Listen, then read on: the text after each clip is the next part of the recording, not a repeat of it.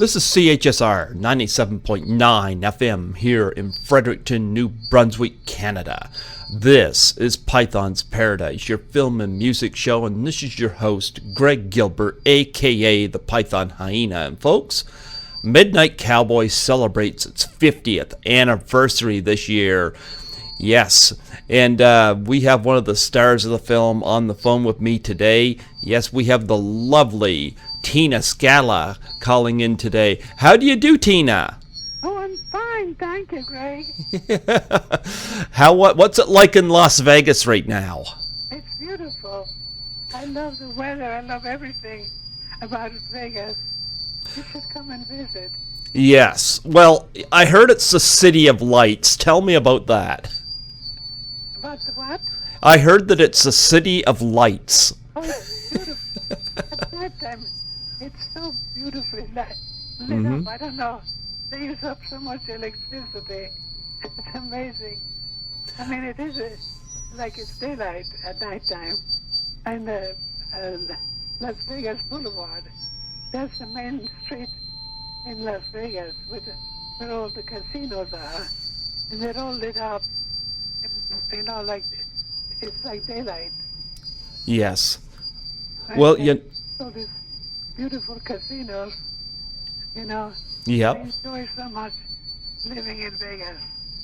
Yeah, a lot of people go there and they lose a fortune, though, too. Well, they have a great time. They enjoy themselves. Yeah. Well, I was going to say, before we get to Midnight Cowboy, I just wondering if we could get a little bit of your background. Well, I was born in Sicily. Mm-hmm. My mother was Irish, and I grew up in 5 different countries because in Europe we travel a lot. And the first time I traveled, I was 12 years old, and my sister Gia and I, we were in Ireland because my mother took us there to meet our relatives there, and we had several aunts and uncles. Mm-hmm. Like a city called Kinmare, County Kerry. That's the south of Ireland. And from there I went to live in London when I was 17. And I stayed in London, England, for about 5 years. And after that, I moved to Toronto, Canada. Beautiful Toronto. Yes. And after that, I moved to New York City, which is my favorite city in the USA. It's very exciting. Yep. And from there, of course, I moved to Hollywood, which is not really my favorite city. It's not really like they picture it when they have the Oscars and the Emmys. It's really a dull city otherwise. Do you know where I'm located here in New Brunswick, Canada? Yes. Yeah? Ever been out here before? No. No? When I lived in Toronto, I modeled first. Mm-hmm. And I traveled throughout Canada modeling this force for a company called Arpex Original. And it was very exciting. I had a great time. I love Canada. I really miss it. And everyone I talk to, they all like Canadians. They're very friendly, and Yep. very nice. Everybody loves Canadians. But so I moved to Hollywood when my sister was not well. My sister Gia. Yeah. And I was able to stay with her for a couple of years. Mm-hmm. Then she passed away. She didn't have a nice time when she divorced from her husband, Yes. John Burnett. Mm-hmm. They divorced after 10 years of marriage. Mm-hmm. Well, when I was in Hollywood, I was very busy. Not so much working in movies like I did in New York. I was in a sitcom in New York, and I was working on the doctors on TV and modeling a lot and doing the commercials. Mm-hmm. I had a very good agent in New York. She was Mimi Kelly, and she was the daughter of this famous actor Paul Kelly, who was very famous in the 50s. Okay. But in Los Angeles, I did work, you know, in different shows, and I was a sort of in a group called the Mannequins, and we did fashion modeling here in Hollywood. And I was also very busy doing films, and I was a member of, which I'm still a member of the Television Academy Okay. and the Screen Actors Guild. And I became a judge. I judged the Emmys and the Motion Picture Academy every year. And when I became a judge, I didn't like to vote for, you know, sort of sexy movies or violent films, because I didn't like the way today they make movies. They are so violent, and I think they inspire real criminals to become active in crime, you know. So I'm glad I became a judge of the Emmys and the Screen Actors Guild. And also, of course, we're having the Oscars here on February 24th. And Okay. I also enjoy, of course, the Oscars. But now that I moved to Las Vegas, I no longer active in all this organization, you know, because Vegas is about 300 miles from Los Angeles. Mm-hmm. But anyways, my career now is to be retired. Yeah. And have a good time in Vegas, you know, because they have excellent food here in the casinos. You know, I enjoy eating, but of course I'm always on a diet also, you know. But I'm glad that I moved here. I think Vegas is the nicest city in the U.S. because it's so modern.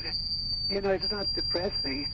The buildings are beautiful when you're driving around town and you look at all these new buildings. Mm-hmm. Everything is so modern because most buildings, you know, in the U.S. are quite old. Mm-hmm. I mean, Los Angeles is very old.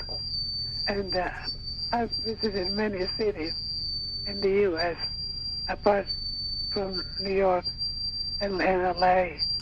And I mean, the cities are old, you know, and quite dirty. They have homeless people in most cities, and it's very depressing. But I don't see any homeless people in L.A. It's the city of lights and money. Well, you know that movie Alfred Hitchcock did, Psycho. I remember part of the dialogue. They said Vegas is the playground of America or something like that.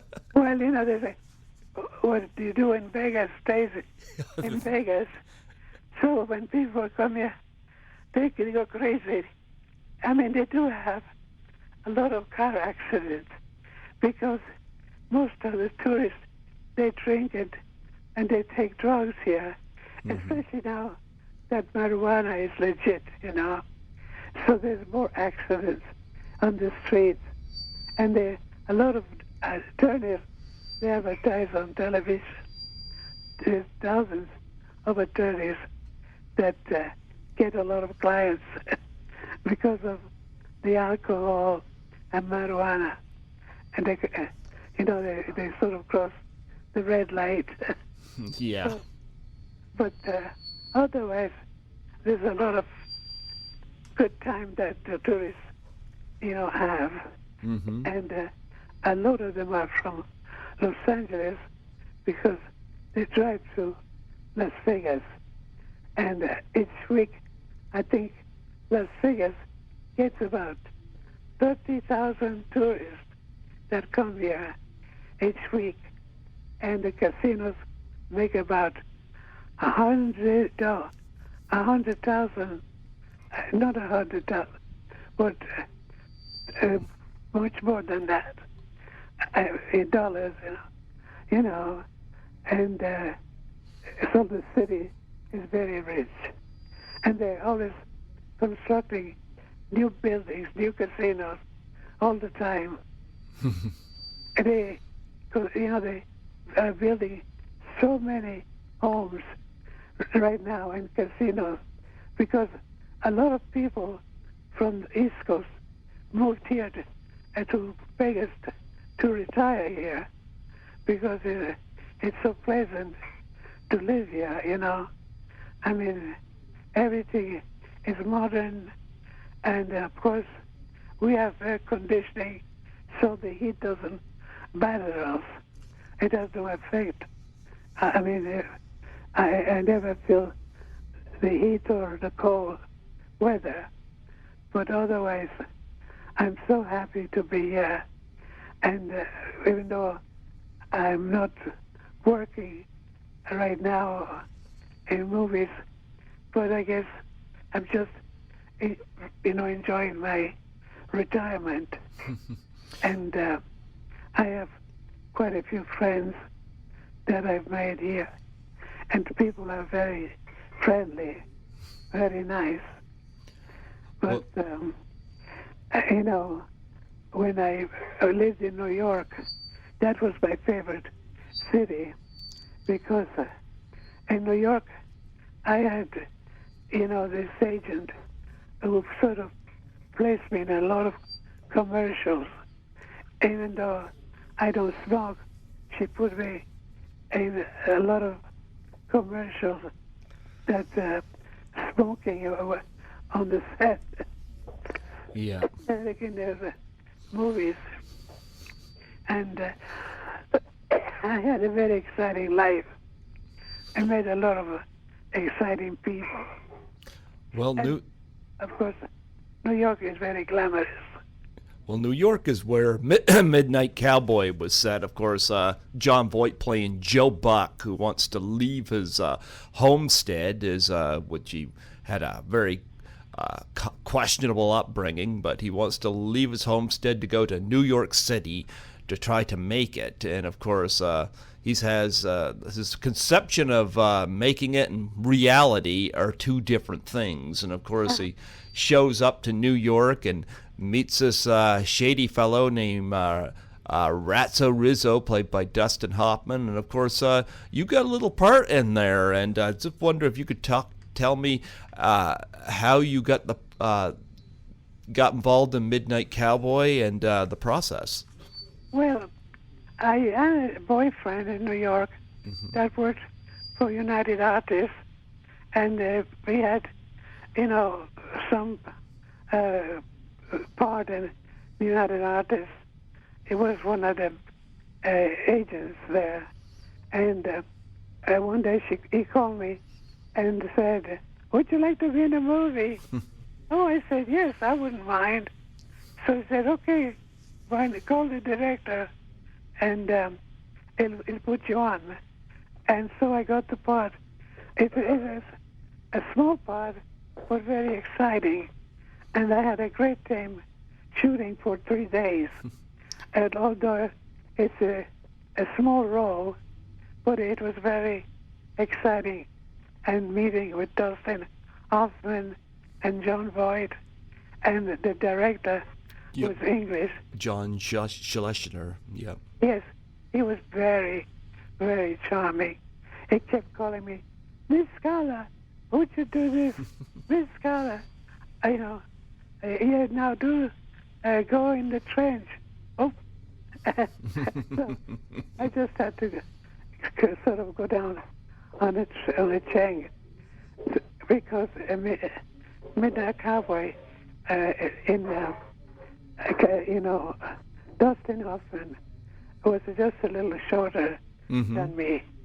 So they digged a trench, and I went inside the trench, so we both would be the same height. Okay.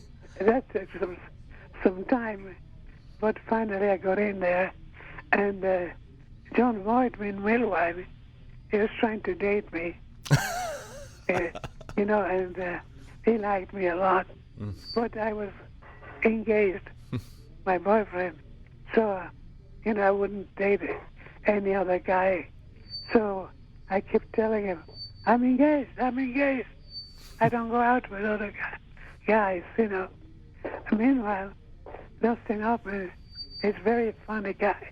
Yeah. He kept tickling my tummy because I was pregnant, and they put a pillow in my stomach, and Dustin kept sort of patting me on the stomach. He said, "How is the baby? How is the baby?" I was making fun of it, and we were laughing so much. He's quite a comedian, really. Off screen and on screen. Do you still get him to do your laundry? Yeah, yes. I was there in a laundromat, and with my mother, and we both are Italian, American Italians, and even though I have blonde hair, they put a wig on me, a black wig, so I could look more Italian. And they came in the laundromat because they have no money to do their laundry. So they start talking to us, hey, signorina, mi sta, oh, piacere, baby. They start talking trying to talk in Italian. And we were surprised to see these two guys in the laundry room. And so, while we're talking to them, John Voight turns around and put his dirty laundry with us because they had no money to do the laundry. And it is a very, very funny scene, But one of the scenes that I thought was very entertaining was the one where John Voight, trying to make money, he becomes a prostitute. Yeah. And he was out on the street in New York, and he meets this very glamorous prostitute. Sylvia Miles, yep. and he thought she was a rich woman, that he could get some money from her, and she invites him to, her apartment.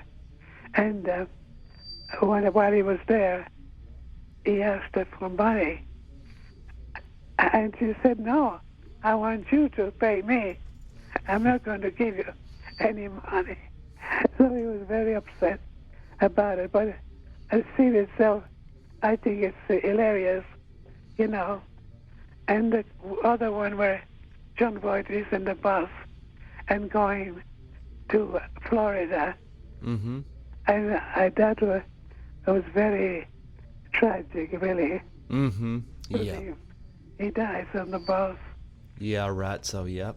Yeah, and he was wonderful as Ratso. Very, very talented guy.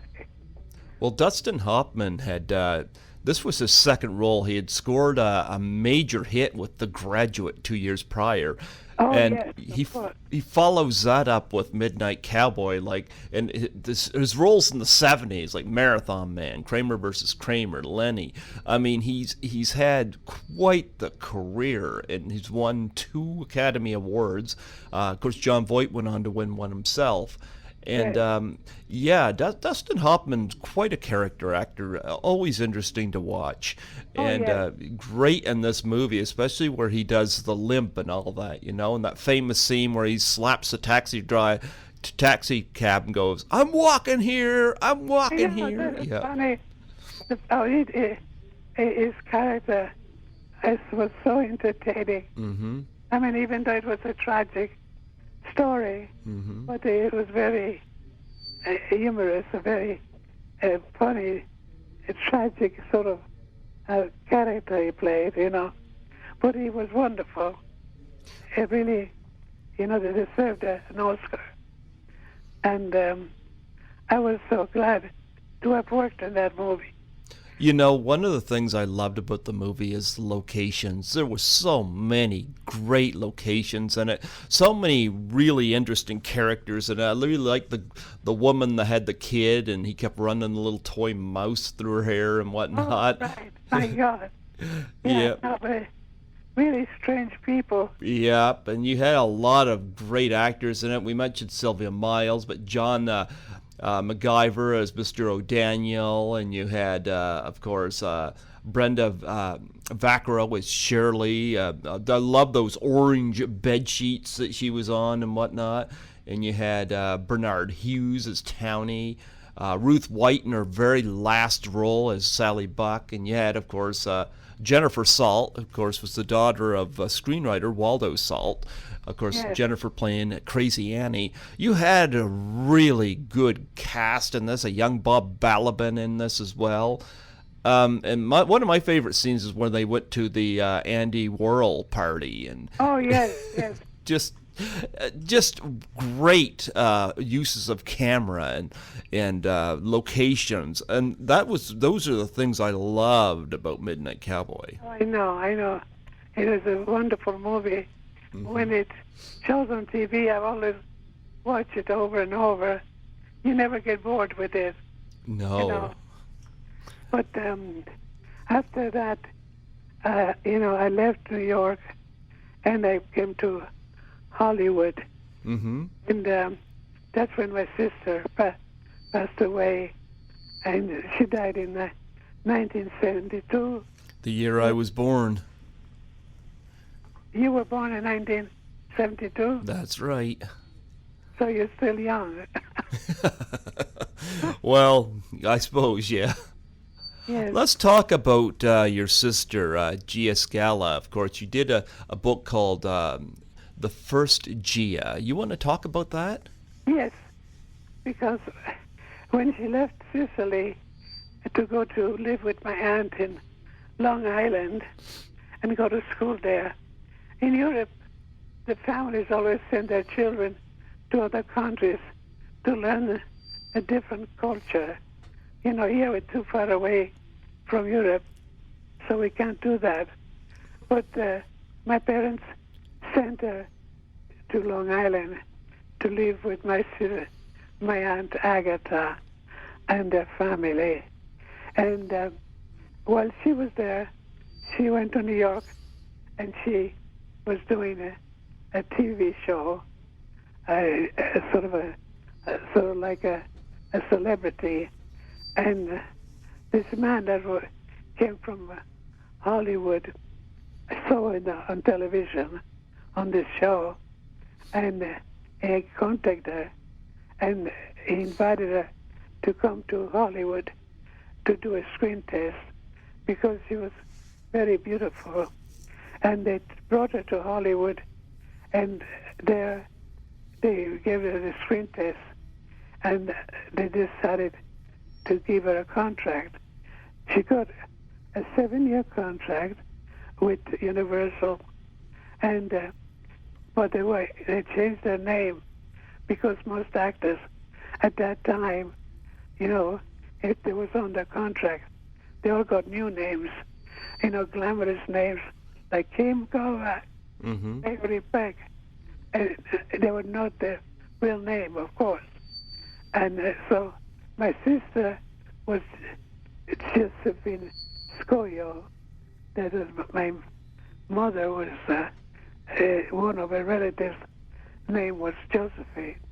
And Scoglio was a family name. So they thought that was too much of a difficult name to have. So they changed it to Gia Scala. And while I lived in New York, all the pregnant women I met there would say, I'm going to name my daughter Gia. So the name Gia started there with the pregnant women, But today, actresses, apparently they don't sort of change their names, and they're very ugly names and very difficult to spell, like Kupacha Dora Kwaratosha. Yeah. You didn't remember them. Or Stolowatowski, Parakatowski. I wish they'd go back to Cary Grant and Kim Novak. Yep. At least you can remember them. Yeah. Anyways,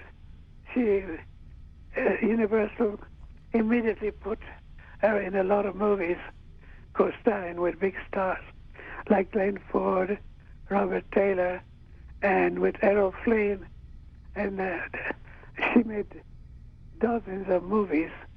And one of my favorites was The Big Bull, because it was a movie they shot in Cuba. And they fell in love with each other.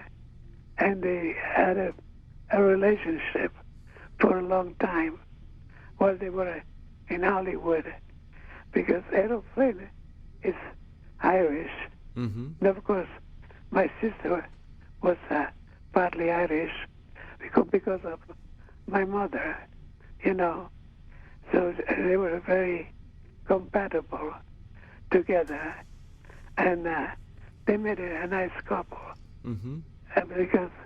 But then eventually, they parted, and my sister met her husband in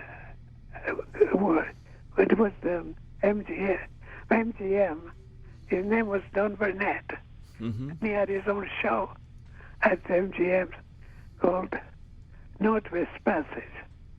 It was quite a nice show. And of course, they fell in love and they got married. And they were married for 10 years. But they both wanted children and they couldn't have any.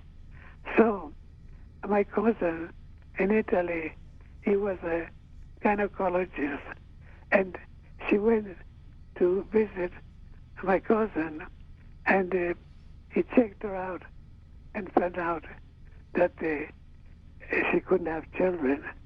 She had some kind of a problem. So eventually they were divorced because of that. And,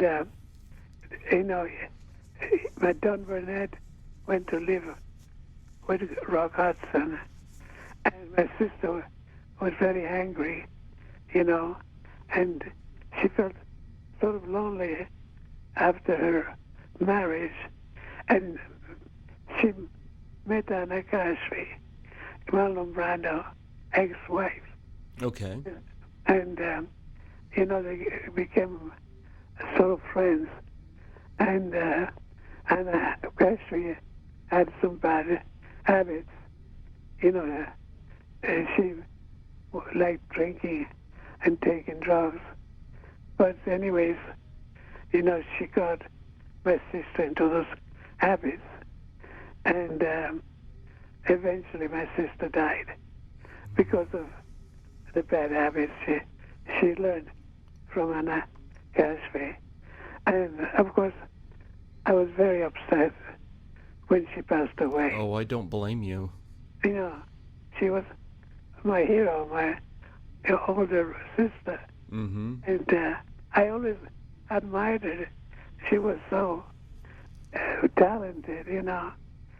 I liked a lot of her movies, but she did comedies like Don't Go Near the Water and westerns with Audie Murphy, like Tip on a Dead Jockey.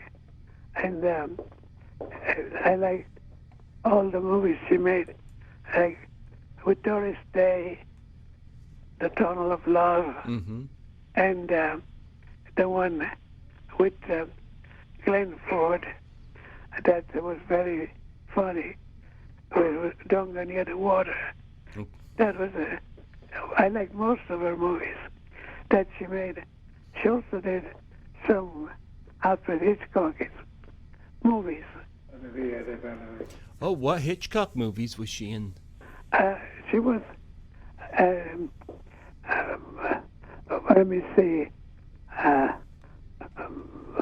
Mother, May I go to swim, and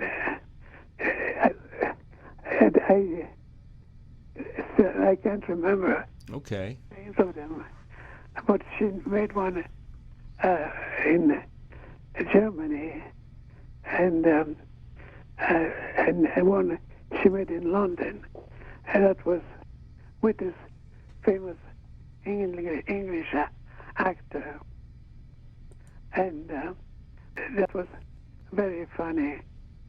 And then she made Tip on a Dead Jockey with Robert Taylor, and well, there's so many of them.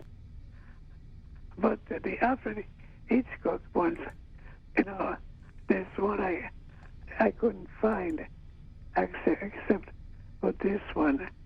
That was Mother, May I go out to swim. I'm still trying to see the movie.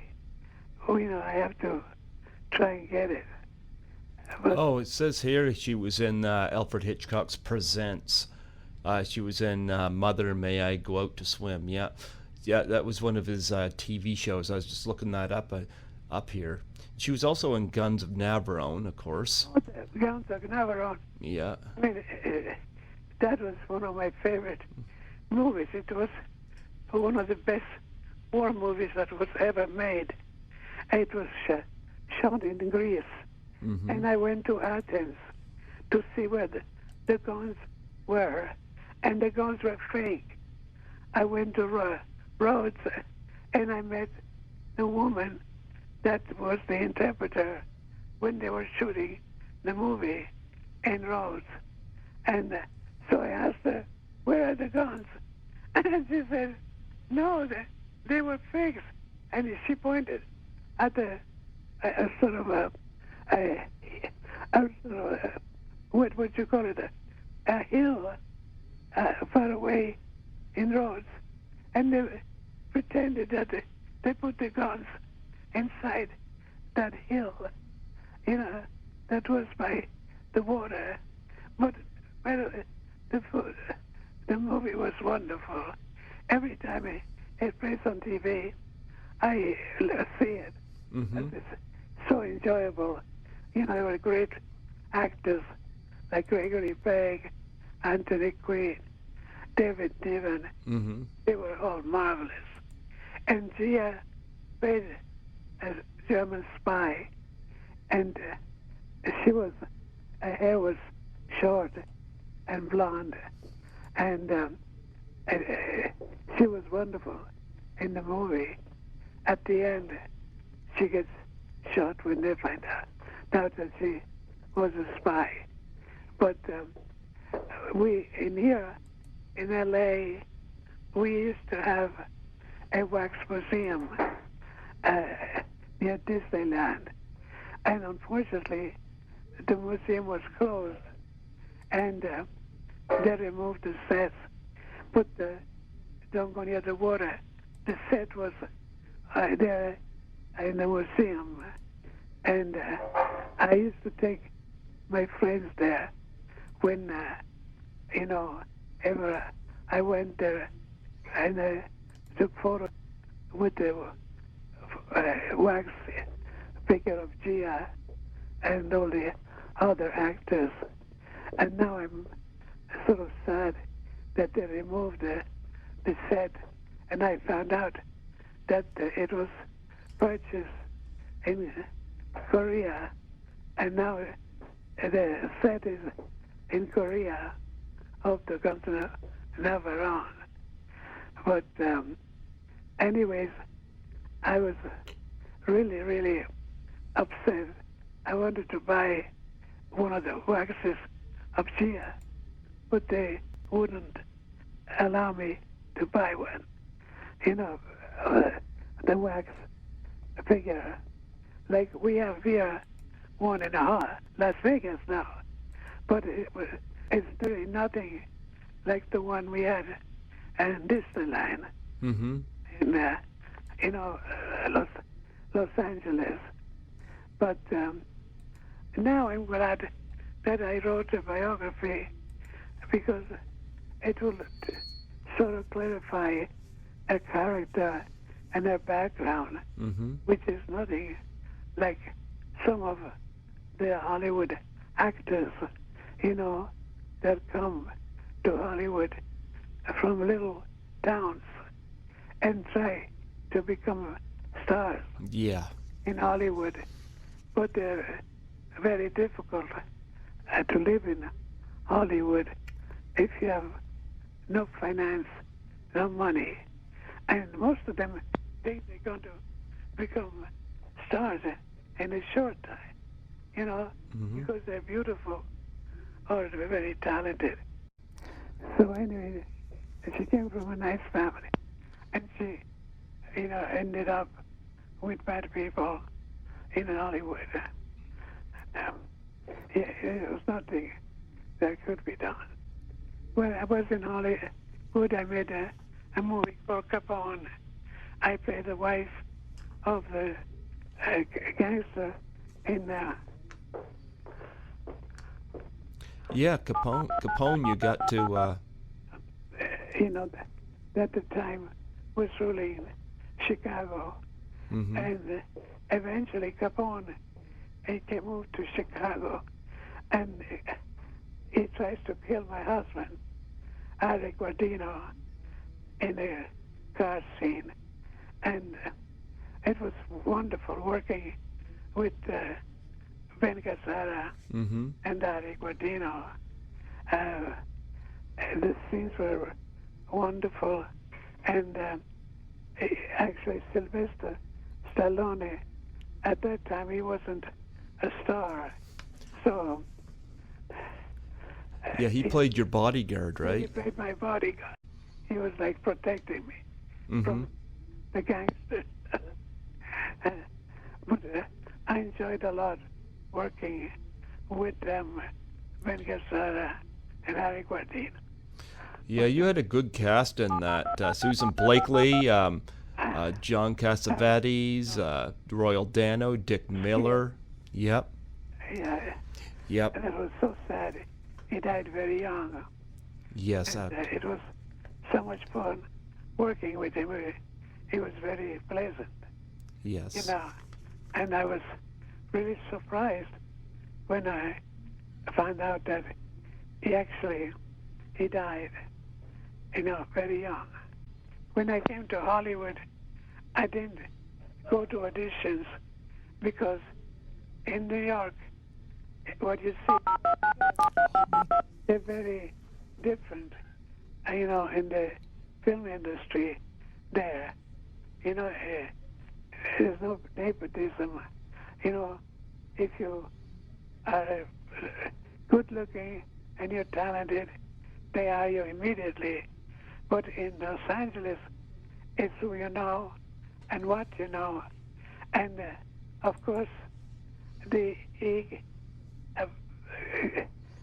what they call that, the me, that women now are rebelling with the, being cast by producers because they all want to have you as their girlfriend, Mm-hmm. and if you don't become their girlfriend, then you don't get any work, Yes. So Listen, how talk about the process of writing the book, the First Gia. Like, how long did it take you to write that?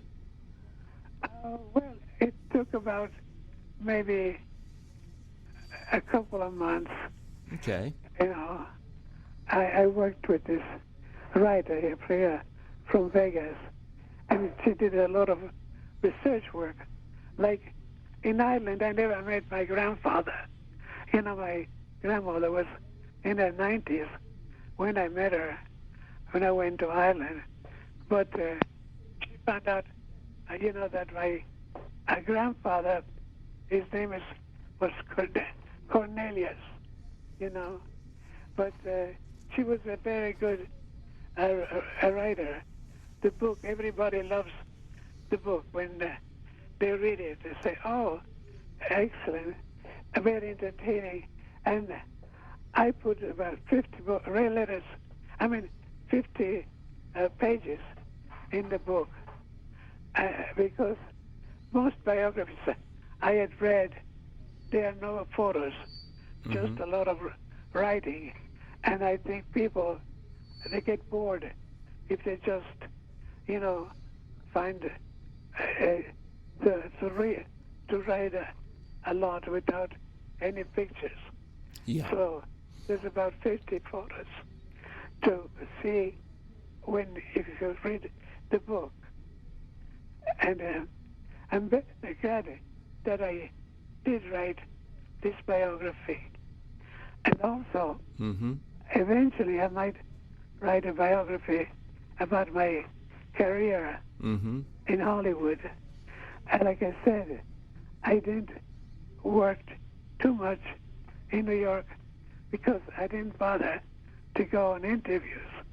Because every time I went in an interview, the directors wanted me to become their girlfriend. Yeah.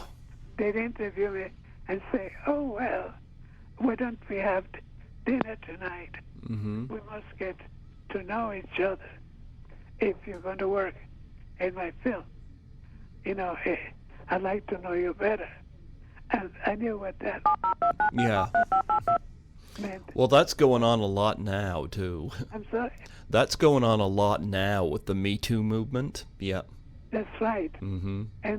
But the only thing is that if they already became famous, these actresses, it means that she went out with the director or producer and got the part. So the same movement, it's a little strange. If an actress already has become famous, because if I wanted to become famous, I would date these directors, or producers. I remember even in New York, my agent arranged me to meet over in Colombia.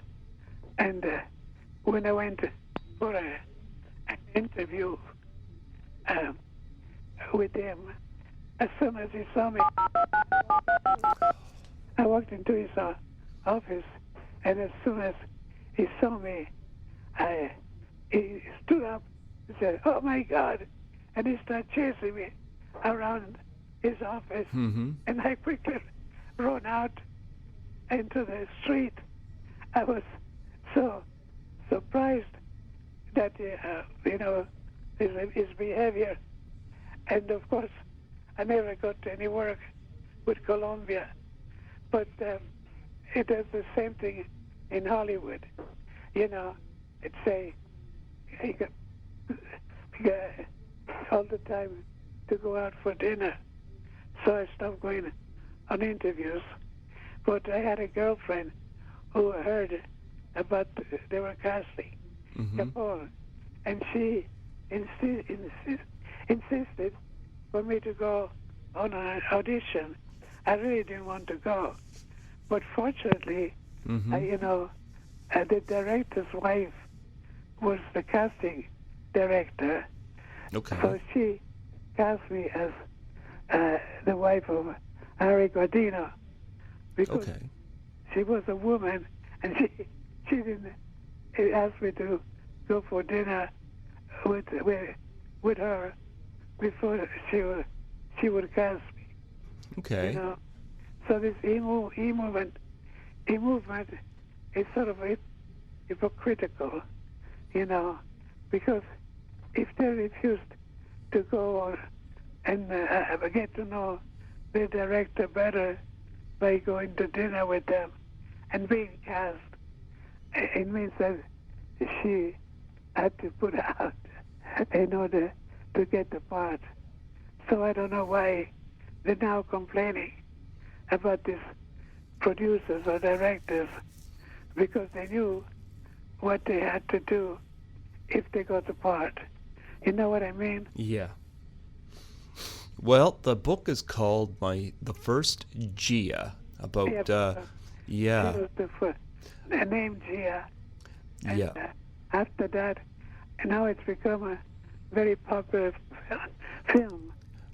Tell listeners where they can purchase this book, The First Gia, of course, based on your sister Gia Scala. Yes, and it's published by Amazon. Mm-hmm. Yeah, and I think you should do a book about your career. Just wondering, you want to talk about any of the interesting encounters you've had with people you worked with? Oh, well, most of them, you know, the man I always wanted to date, Ray, you know, Mm-hmm. like Ari Guardino at the time. Mm-hmm. He had just married a woman that owned, I think, Revlon, one of the makeup companies. And when he was married, he kept asking me out with him. You know, said, "Oh, let's go to dinner," you know, because he was American Italian, Harry, you know. But I didn't know he was married. And then I read the papers that he was married to this woman. And I was surprised that he would ask me on a date, even though he was married. And in another part, I was working in another film, which was with this other actor. I'm trying to think of his name. But anyways, we would have worked together. I had sort of a cameo role in it. And I think it was Mr. Von Wingle. But anyways, the same thing happened there. He asked me for some time to go and have dinner with them. It was always like that. And I worked with Rock Hudson in The Big Bull and other movies. And they were all the same. You know, the actors that I worked with. Of course, I was with the doctors, the movie, the TV show. It was sort of hospital scenes. Like now, you know, they have this show called The Good Doctor. Yep. You watch that show? I don't watch any TV. I just watch my movies. Ah, just movies. Yeah. Yeah, I don't know. I watch a lot of television, but like I said, most actors I worked with were very interesting, but I was always engaged to somebody, so I never went out with them. Well, the book is called The First Gia, about your sister, actress Gia Scala. Of course, you can check out Gia, of course, in The Guns of Navarone, one of her big, well-known films. And, of course, you can see Tina Scala herself in Midnight Cowboy, doing some laundry with John Voight and Dustin Hoffman. Midnight Cowboy celebrating its 50th anniversary. Yeah, when that was said at the time to be the first X-rated film to win Best Picture. And you look at it today, it really is. It's really not an X rating. It's an R rating, yes, but not an X. I don't quite get it, you know.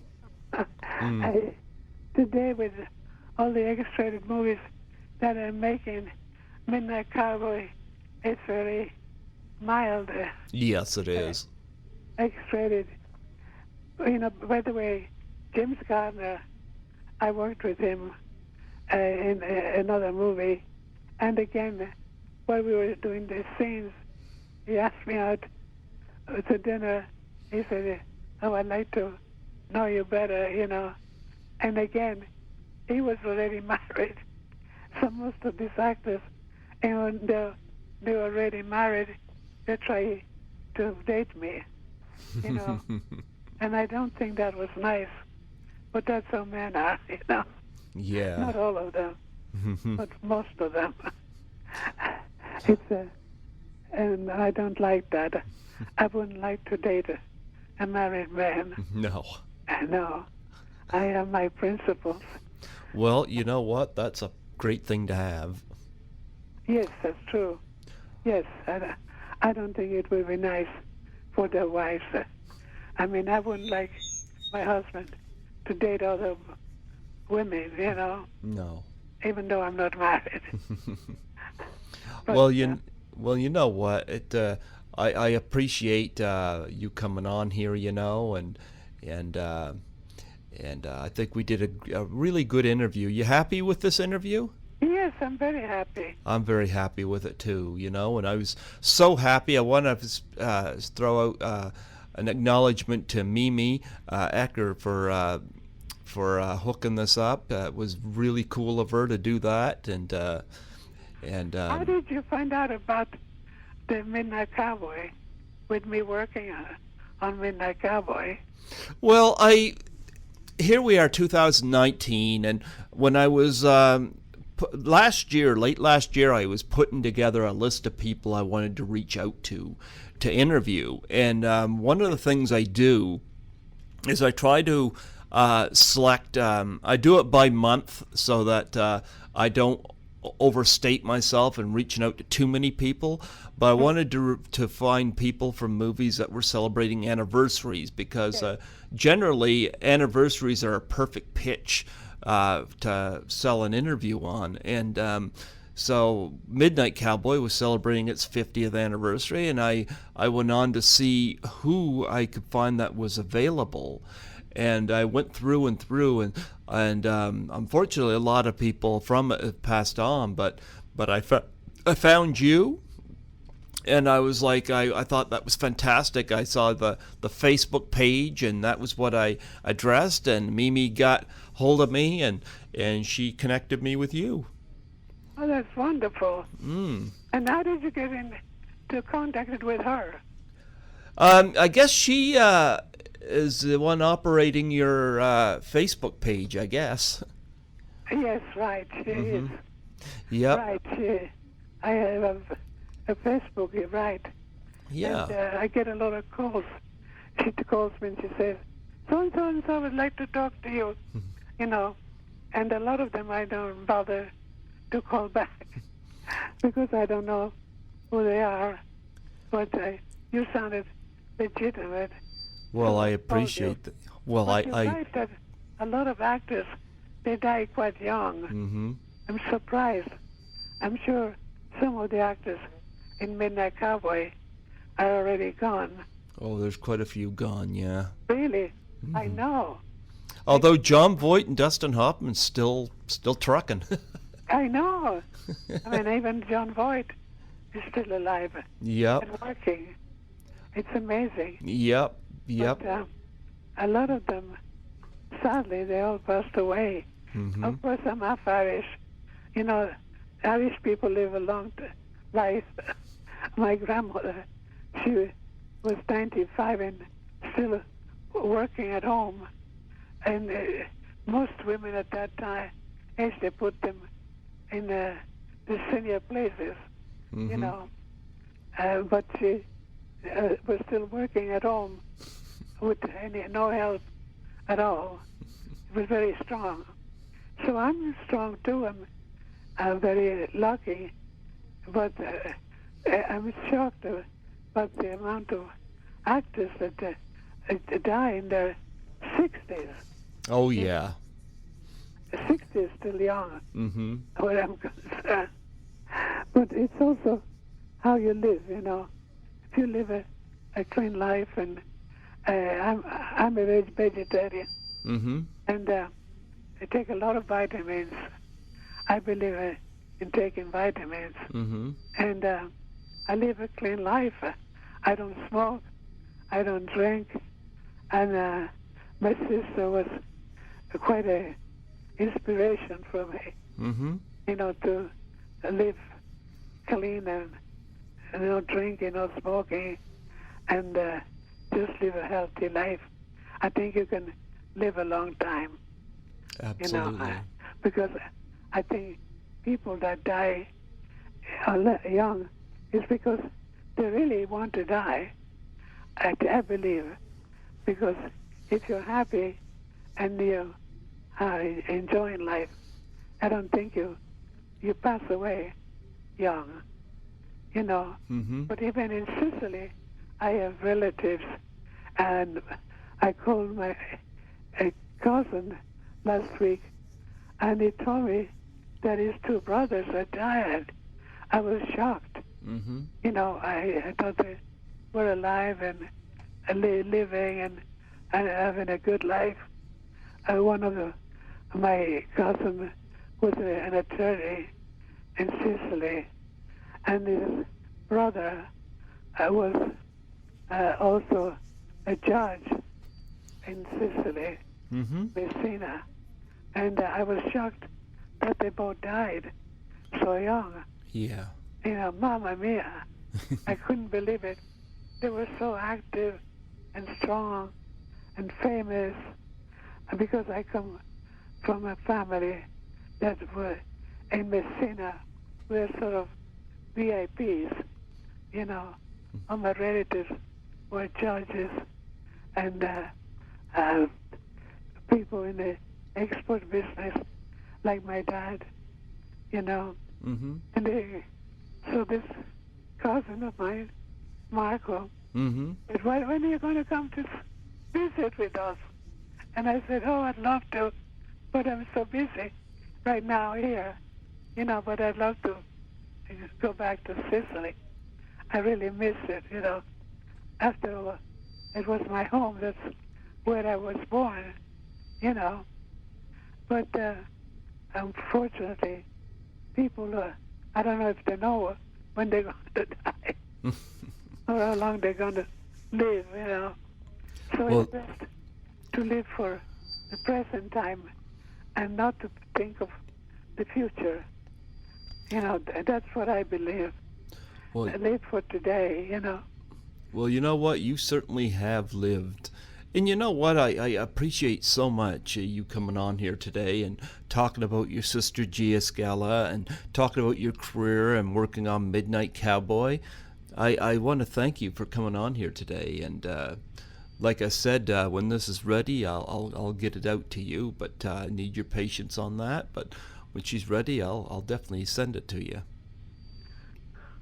Well, it was a pleasure talking to you also. Yes. Well, you have yourself a wonderful day and enjoy Las Vegas. Thank you. And I will enjoy the anniversary of Midnight Cowboy on May the 25th, Absolutely. 1920, 69, 1969, yep. Well, you have yourself a wonderful day and God bless you. Thank you. Yep, bye-bye. Bye.